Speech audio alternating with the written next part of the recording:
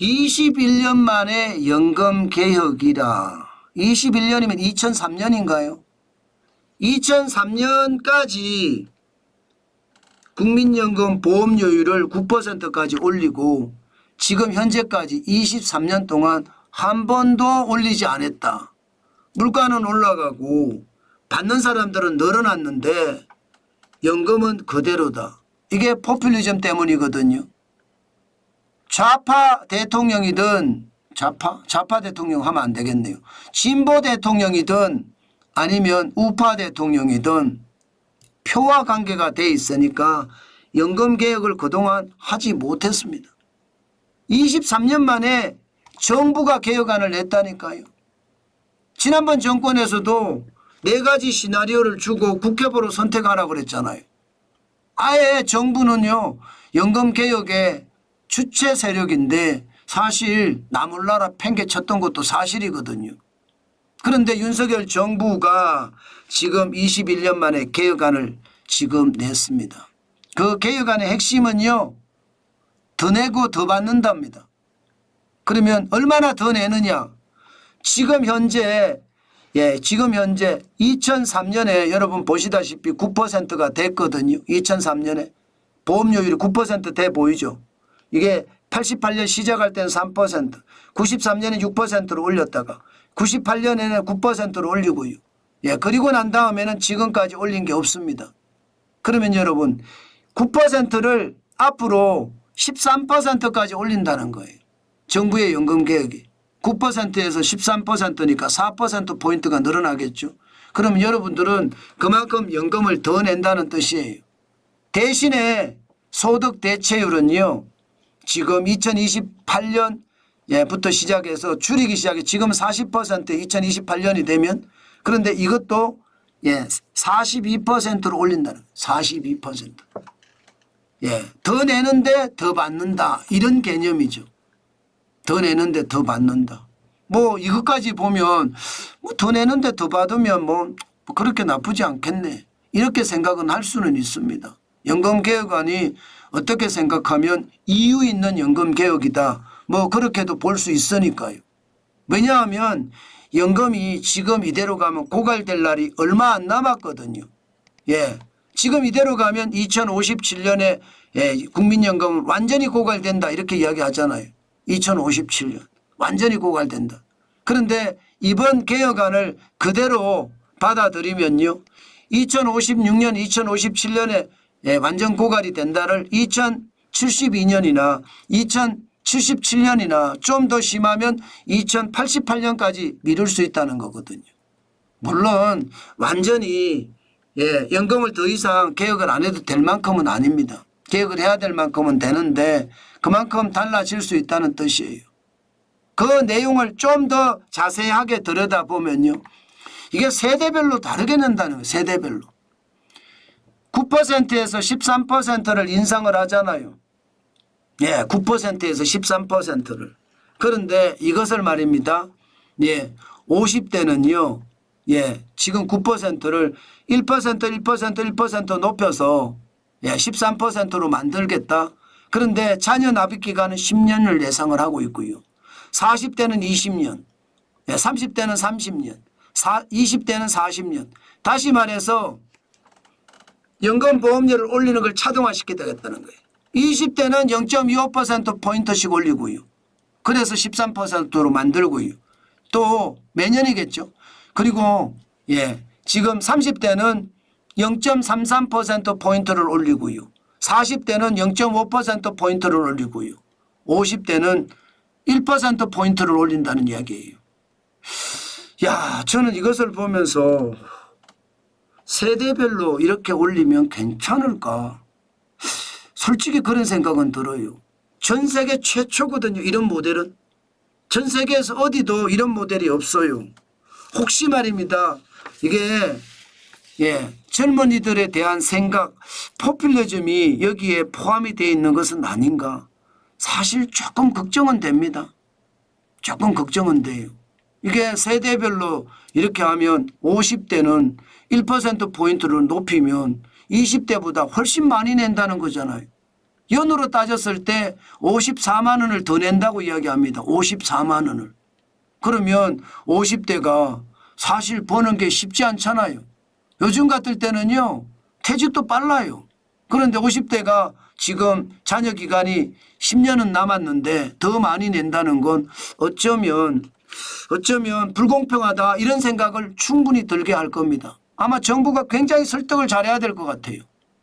네, 굉장히 설득을 잘해야 될 것 같아요. 연금 개혁은 꼭 필요하다는 인식은 똑같이 하고 있습니다. 그러나 세대별로 차별화를 둔다는 것은 이거 설명 진짜 잘해야 될 것 같습니다. 자칫 잘못하면 시장에서는요. 또 한 번의 극렬한 반대가 일어날 겁니다. 당장 야당은요. 세대 간 갈라치기다 이러면서 반대하고 있거든요.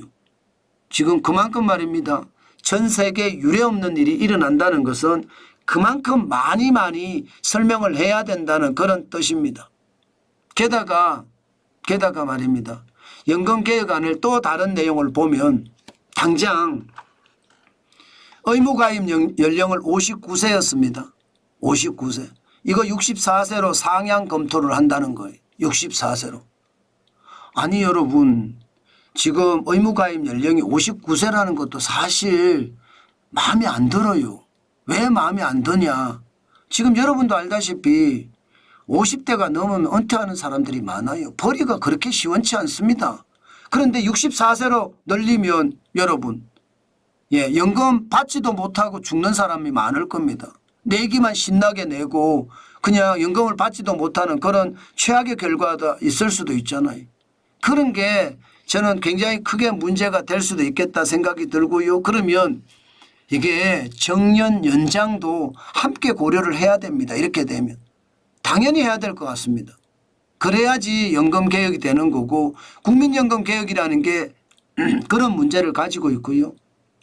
기초연금은 40만 원으로 지금 올리겠다. 퇴직연금은 전 사업장에 단계적으로 의무화하겠다. 개인연금은 세제와 인센티브를 줘서 이게 투자기관 간 경쟁을 촉진하겠다. 이런 얘기까지 다 포함이 되어 있습니다. 어쨌든 연금개혁을 강력하게 하겠다는 이야기잖아요. 저는 여기에서 이번 연금개혁의 핵심은요. 뭐 정년 연장을 하고 의무가입 연령을 높이고 세대 간의 차별을 주고 뭐 이런 것도 핵심 내용이라고 생각을 하지만 진짜 핵심 내용은 저는 이거라고 생각합니다. 자동 조정 장치를 도입하는 거 말입니다. 이거 말입니다. 보니까 이름은 어렵잖아요. 자동 조정 장치라는 말 자체가 굉장히 어려운 말입니다. 이게 쉬운 말은 아니에요. 쉬운 말은. 그런데 OECD 38개국 중에 24개국이 이것을 도입하고 있습니다. 상황 변화에 따라서 연동해서 연금액을 조절하는 제도거든요. 쉽게 말하면 직전 3년치의 평균 가입자 변화하고요. 또 기대 여명 증가율, 그러니까 기대 수명이 증가가 얼마나 되느냐 여기에 따라서 연금액을 조절하겠다는 겁니다. 당장 말입니다. 예를 들어서 직전 평균 가입자 변화가 3%고 기대 여명 증가율이 0.3%면 가입자에게는 0.5% 감소를 하거든요. 그러면 연금액을 물가상승률이 굉장히 높았다고 하더라도 물가상승률을 감안을 해서 2.2%만 올리자 이거죠. 2.2%다. 물가상승률이 3%인데 이게 기대수명이 0.3%, 가입자 감소율이 0.5%면 연금액은 물가상승률보다 덜 높이자 이거예요.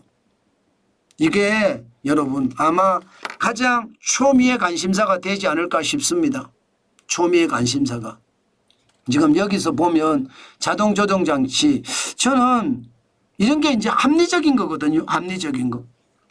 합리적인 것은 앞으로 많이 도입을 해서 고갈 시점을 나눠야 되겠다 그런 생각은 합니다. 자, 자동조정장치라는 게 그만큼 도입이 되면 보세요. 2036년에 도입을 한다고 쳐요. 2036년에. 그러면 이게 연금 고갈 시점을 2088년까지 늘립니다. 굉장히 많이 늘리죠. 이게 2054년에 도입하면 2077년까지 늘리고요. 뭐 더 늦게 도입하면 더 늦게 또 더 빨리 고갈이 되겠죠. 그런데 저는 이런 거 굉장히 합리적이고 과학적이라고 생각을 합니다. 문제는 사실 뭐 정년 연장이 어떻고 연금을 얼마나 높이고 이런 게 중요한 게 아니거든요. 진짜 중요한 것은 얼마나 받느냐의 문제입니다. 솔직히 까놓고 이야기해서. 얼마나 받느냐의 문제예요. 여러분 알다시피 국민연금 가입자 평균이 62만 원이죠. 62만 명. 30년 이상 가입자가 157만 2,156명이고요. 그런데 실질적으로 받는 금액이 얼마인지 아세요? 실질적으로 받는 금액이 65만 원 수준입니다. 평균입니다. 평균.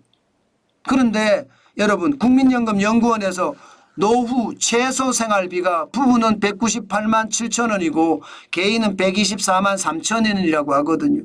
그러면 여러분 62만 원을 가지고 도대체 어떻게 하겠습니까?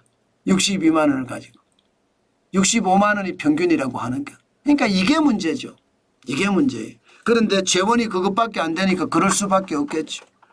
중요한 것은요. 결국 말입니다. 연금개혁은 해야 되는데 과연 연금개혁의 방향이 어떻게 나올지 우리가 더 두고 볼 일입니다. 당장 여당 야당 뭐 안들이 비슷비슷합니다. 많이 틀리지는 않아요. 그러나 정부안이 약간 더 개혁적이죠. 국민의힘이 주장하는 것은 보험료율은 13%고 소득 대체율은 43%였거든요. 이거 고갈 시점이 2064년 8년 연장했습니다. 2056년보다. 더불어민주당은 보험료율 13% 올리는 건 당연하고요. 소득 대체율은 45%입니다. 7년 연장할 수 있는 겁니다. 근데 정부안은 좀 세잖아요. 16년 연장한다. 윤석열 대통령은 인기를 잃더라도 연금개혁은 하겠다 이런 생각을 하니까 이번 개혁안 정부안이 21년 만에 나왔잖아요. 저는 여야가 어떻게 협의해서 국민들에게는요. 덜 내고 더 많이 받는 게 항상 핵심이잖아요. 저는 그게 이루어졌으면 좋겠습니다. 더 봐야 되지만 이거는 굉장히 논란이 많은 요소고 앞으로 어떻게 될지 우리는 지켜보고요. 중요한 것은 합리적이면 돼요. 합리적이면. 이게 공정이 훼손이 되잖아요. 그러면 제가 봐서는 하나만 합니다. 게다가 여야 합의도 지금 쉽지 않은 상황이고요. 그래서 여야 합의도 굉장히 중요한 요소로 저는 봐야 된다고 생각합니다. 국민연금은 표와 완전히 직결되어 있기 때문에 시장은요 아마 쉽지 않을 겁니다. 앞으로 협상하는 과정을 봐야 될 텐데 어떻게 진행되는지 한번 지켜보자. 그 말씀 드리겠습니다.